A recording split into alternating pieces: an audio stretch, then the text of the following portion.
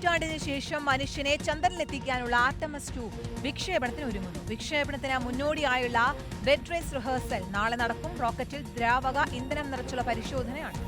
കഴിഞ്ഞ തവണ പരീക്ഷണം നടത്തിയപ്പോൾ ഹൈഡ്രജൻ ചോർച്ച ഉൾപ്പെടെ ഗുരുതര സാങ്കേതിക തടസ്സങ്ങൾ കണ്ടെത്തിയിരുന്നു. ഇത് പരിഹരിച്ചാണ് വീണ്ടും പരീക്ഷണം.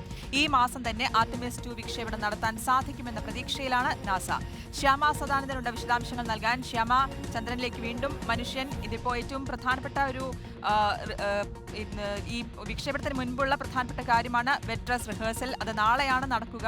മറ്റ് സാങ്കേതിക പ്രശ്നങ്ങളെല്ലാം പരിഹരിച്ചതിന് ശേഷം പൂർണ്ണ സജ്ജമായി തന്നെ അല്ലേ? തീർച്ചയായും ശ്രുതി, ഏറെ പ്രതീക്ഷയോടുകൂടിയാണ് ശാസ്ത്രലോകം ആർടെമിസ് 2ന്റെ വിക്ഷേപണത്തിനായി കാത്തിരിക്കുന്നത്. ഈ മാസം 6-ാം തീയതിയായിരുന്നു നേരത്തെ നാസ പ്രഖ്യാപിച്ചിരുന്ന തീയതി. അതിൻ്റെ ഭാഗമായി ബെഡ് റേസ് റിഹേഴ്സലൊക്കെ നേരത്തെ നടത്തിയിരുന്നതാണ്. പക്ഷേ അന്നത്തെ പരീക്ഷണത്തിൽ ഹൈഡ്രജൻ ചോർച്ച അടക്കമുള്ള ഗുരുതര സാങ്കേതിക പിഴവുകൾ കണ്ടെത്തുകയും പിന്നീട് അത് പരിഹരിക്കുന്നതിനായി ഈ ദൗത്യം നീളുകയുമാണ് ചെയ്തത്. ഇപ്പോഴും ഫ്ലോറിഡയിൽ അനുഭവപ്പെടുന്ന കഠിനമായ ശൈത്യമൊക്കെ ഈ ഒരു വിക്ഷേപണത്തിനെ പ്രതികൂലമായി ബാധിക്കുന്നുണ്ട്, ഇതിൻ്റെ പ്രവർത്തനങ്ങളെ ബാധിക്കുന്നുണ്ട്. എങ്കിൽ പോലും നാളെ bed raise rehearsal നടക്കാനിരിക്കുകയാണ്.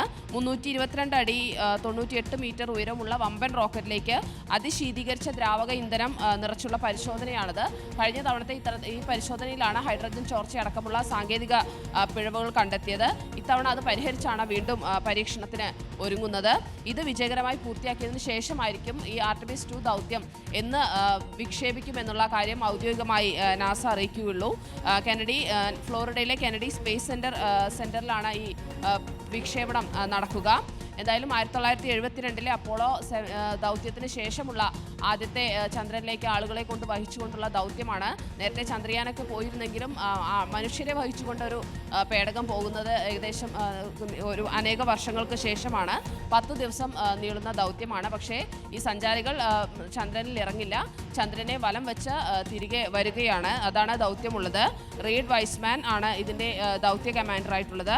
Victor Glover, Jeremy Hansen, Christina Koch എന്നിവരാണ് ഈ ദൗത്യത്തിൽ പങ്കാളികളാവുന്നത്. 4 പേരാണുള്ളത്. ഒരു വനിതയും ആദ്യമായി ഈ ചാന്ദ്ര ദൗത്യത്തിൽ പങ്കാളിയാവുന്നുമുണ്ട്. ശ്രുതി.